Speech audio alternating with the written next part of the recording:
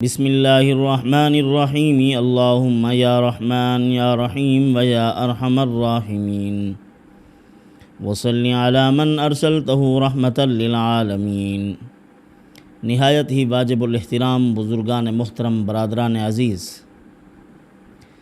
آج ہم آپ کی خدمت میں جو عمل پیش کر رہے ہیں، یہ عمل عاملین کی ایک مشہور اصطلاح میں بندشوں، رکاوٹوں کو دور کرنے والی ہیں۔ عاملین کی اصطلاح میں عام طور پر مشہور ہے کہ بندش ہو گئی ہے۔ اس کا مطلب وہ یہ لیتے ہیں کہ بندے ہی بندش کرتے ہیں، انسان ہی رکاوٹیں ڈال دیتے ہیں۔ لیکن ہم اس بات کو تسلیم نہیں کر سکتے کہ اللہ تعالیٰ جس کو کھول دے اس کو کون روک سکتا ہے۔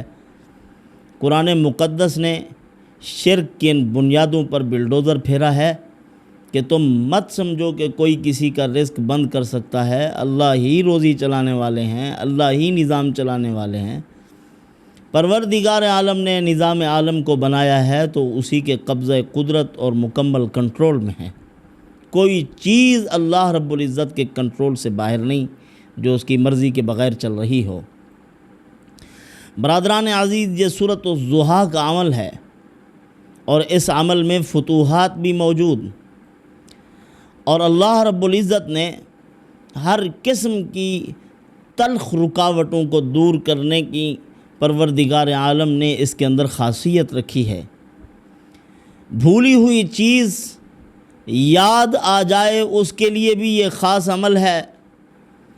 گم شدہ چیز واپس مل جائے، یا مفرور آدمی جو بھاگ گیا ہے یا چیز آپ کی گم ہو گئی ہے، اس کی واپسی کے لیے بھی یہ مضبوط ترین عمل ہے۔ رکاوٹوں کو دور کرنے کا بھی یہ خاص عمل ہے۔ 9 کاف والا عمل اس کا مشہور ہے۔ عروج کے لیے، ترقی کے لیے، نام آوری کے لیے اللہ رب العزت نے اس میں خاصیات رکھی ہیں، اور اس کے اسباب بھی پروردگار عالم نے اس مبارک اور مقدس صورت میں بیان فرمائے ہیں۔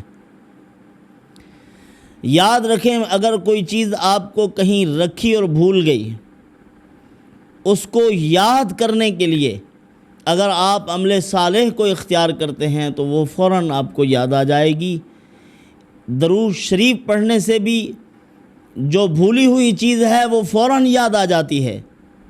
اور اگر نوافل کی نیت باندھ لی جائے، یہ حضرت امام اعظم ابو حنیفہ رحمۃ اللہ علیہ نے لطیفہ بتایا تھا ایک شخص کو۔ لطیفے کا معنی ہے ایک باریک قسم کا نقطہ۔ یہ ہم لطیفے کا معنی چٹکلا لے لیتے ہیں۔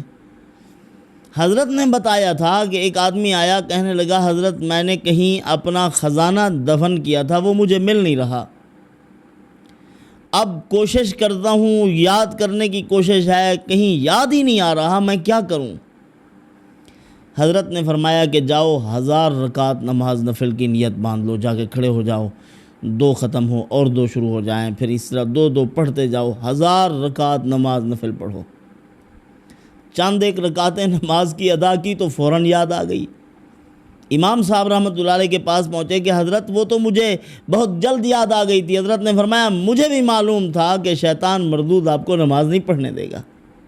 1000 رکعت وہ نیکی نہیں کرنے دے گا، پہلے یاد دلا دے گا۔ تو بہرحال نیک لوگوں کو چاہیے جس کا عزم کریں اس کو مکمل کریں۔ پھر تو پہلے یاد آ گئی، پھر جگہ کھودی تو خزانہ نکل آیا۔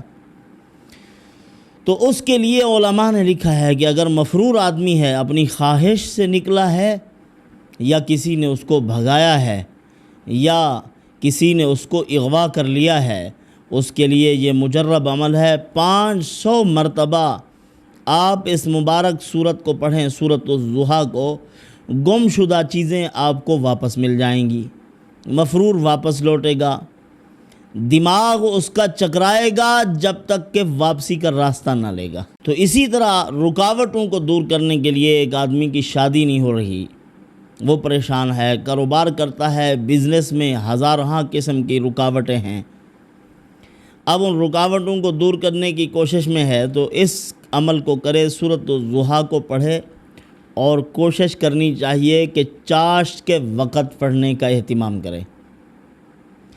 چاش کی 4 رکعت میں اللہ نے بڑی وسعت رکھی ہے کشائش رزق کے لیے مجرب، اور اکابر علماء کا، ہمارے بڑے بڑے بزرگوں کے تجربات بھی اس میں شامل ہیں۔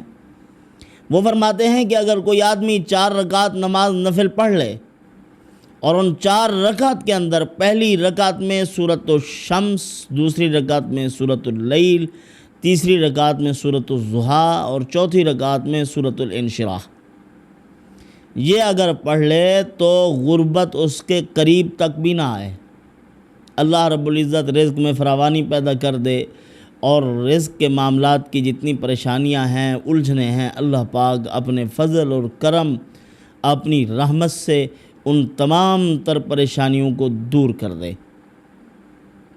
تو یہ خاص عمل ہے، یہ چاش کی نماز ادا کرنے کے بعد سورۃ الضحیٰ کی آپ تلاوت کریں، اور اس کے اندر جو کاف ہیں، جہاں بھی کاف آ جائے اس میں 9 مرتبہ آپ نے یا کریم پڑھنا ہے۔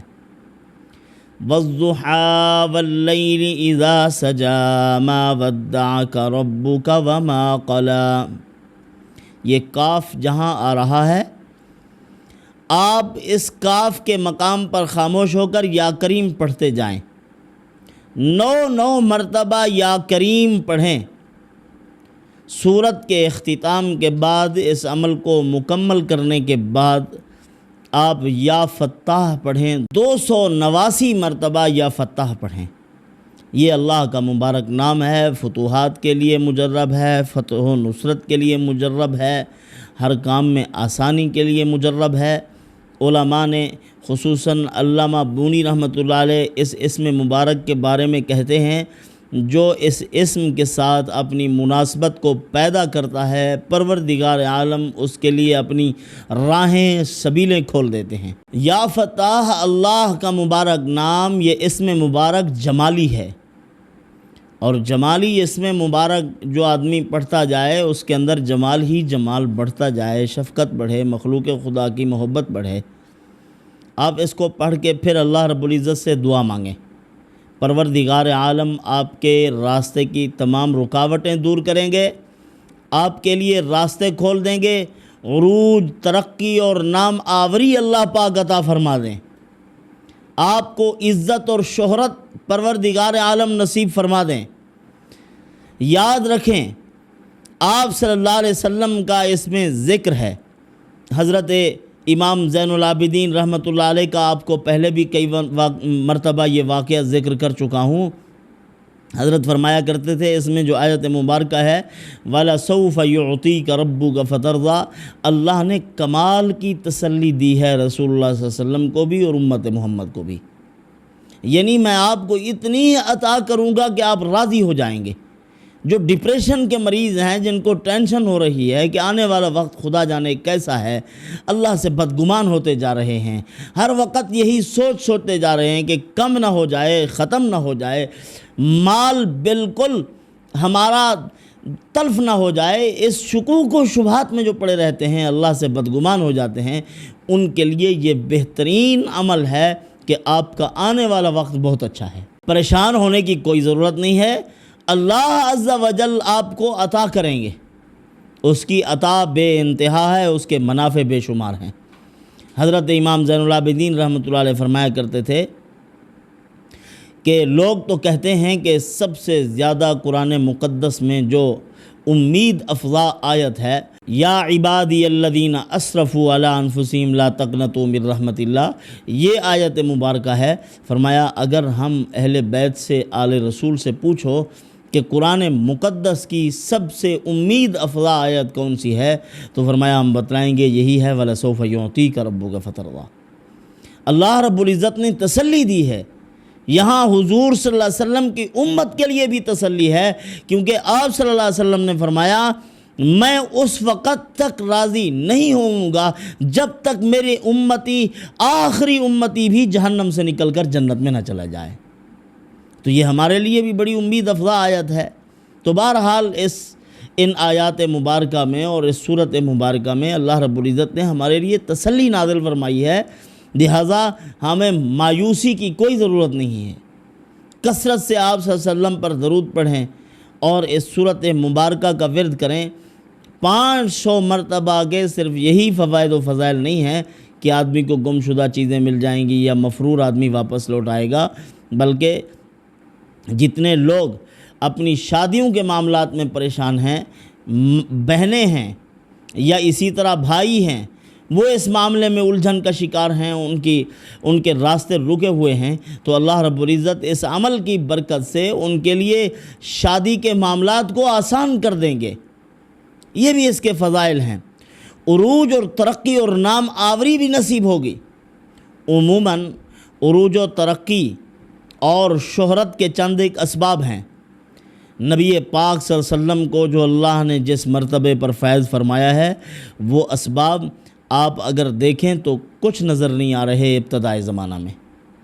آپ صلی اللہ علیہ وسلم کے ساتھ لگے ہوئے نہیں ہیں وہ، لیکن پروردگار عالم نے جو نام آوری حضور کو عطا فرمائی ہے، وَرَفَعْنَا لَكَ ذِكْرَكَ، اگلی صورت میں فرمایا میں نے آپ کا ذکر بلند کر دیا ہے۔ سب سے پہلا سبب شہرت کا، عروج اور ترقی کا یہ ہے کہ آدمی خود نامور ہو کسی ذریعے سے بھی، یعنی جو اسباب ہیں ان میں سے کوئی سبب موجود ہو، یا جس رشتہ داروں کے ساتھ جن کے ساتھ ان کا تعلق ہے ان میں سے کوئی ایک آدمی طاقت اور قوت کا مالک ہو یا شہرت یافتہ ہو، پھر بھی اس کو شہرت ملتی ہے۔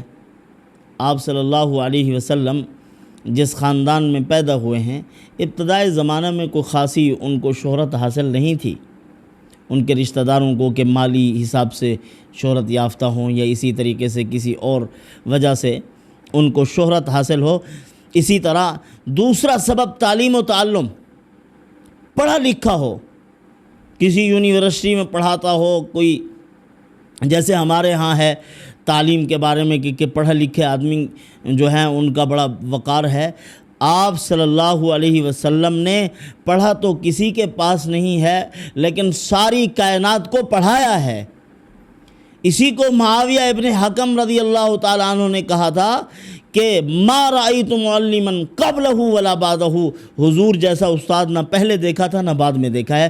آپ صلی اللہ علیہ وسلم نے کسی کے پاس پڑھا نہیں ہے، مخلوق میں سے کسی کے سامنے زانوِ تلمس طے نہیں کیے، ڈائریکٹ اللہ نے تعلیم دی ہے اپنے نبی کو۔ اللہ استاذ ہے اور مخلوق کے استاذ ہیں محمد الرسول اللہ صلی اللہ علیہ وسلم، تلمید خالق اور معلم مخلوق۔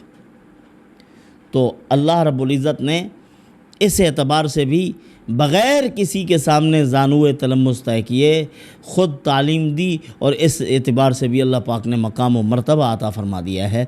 اسی طرح مضبوط اور طاقتور قوم تیسرا سبب ہے، اس کی پشت پناہی میں مصروف ہو، اس کا ساتھ دے رہی ہو، پھر تو وہ دنیا میں عروج اور ترقی حاصل کر سکتا ہے، ورنہ عروج اور ترقی حاصل ہونا ناممکن ہے۔ مضبوط اور طاقتور قوم پشت پناہی کر رہی ہو، پھر بھی آدمی بڑا دنیا میں دیکھا جاتا ہے کہ بڑا باوقار اور بڑی عظمت والے۔ اللہ نے فرمایا میں نے اپنے محبوب نبی کو نام آوری تو عطا کی، عزت تو عطا فرمائی، لیکن قوم پشت پناہ نہیں ہے بلکہ مخالف اور دشمن ہے۔ ساری قوم مخالف بن کر کھڑی ہوئی۔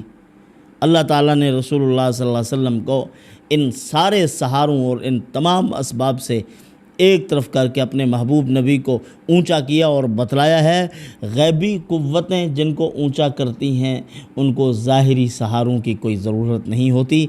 اسی طرح دولت اور سرمایہ ہو، شہرت یافتہ بھی ہو جاتا ہے اور دنیا میں نام آور اور مشہور آدمی سمجھا جاتا ہے، باوقار اور باعزت۔ فرمایا عزت، وقار اور شہرت تو عطا فرمائی ہے، لیکن ابتدائے زمانہ میں دیکھیے نبی پاک صلی اللہ علیہ وسلم کی پیدائش ہو رہی ہے، گھر میں دیا جلانے کو تیل نہیں ہے۔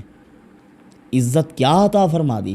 میں ان سارے اسباب سے ایک طرف کر کے میں نے اپنے نبی کو عزت عطا فرمائی، وَلَسَوْفَ يُعْطِيكَ رَبُّكَ فَتَرْضَىٰ کے مقام پر فائز کیا ہے۔ اور میرے محبوب نبی کے پاس دولت تو نہیں تھی، لیکن صدیق اکبر جیسے، اماں خدیجۃ الکبریٰ رضی اللہ تعالی عنہا جیسی عظیم ترین خاتون، جتنی سرمایہ دار لوگ تھے سب کی خواہش تھی کہ ہمارے نکاح میں سب کو ٹھکرا کر محمد الرسول اللہ صلی اللہ علیہ وسلم کو قبول کیا انہوں نے، اور ساری دولت رسول اللہ صلی اللہ علیہ وسلم کے قدموں پر نچھاور کر دی۔ اللہ کے نبی نے اپنے پیارے پروردگار کی رضا جوئی میں اس کو صرف کیا ہے۔ سیدنا صدیق اکبر نے اپنی دولت حضور کے قدموں میں رکھی، عثمان غنی نے رکھی، عمر فاروق نے، صحابہ کرام نے، یعنی ایسی عظیم ہستی جن کی سخاوت کو دیکھ کر دنیا حیران ہو جاتی ہے، وہ محمد الرسول اللہ صلی اللہ علیہ وسلم ہے۔ یہ معمولات ہم نے پیش کیے ہیں، اللہ پاک انہی معروضات پر عمل کی توفیق عطا فرمائے۔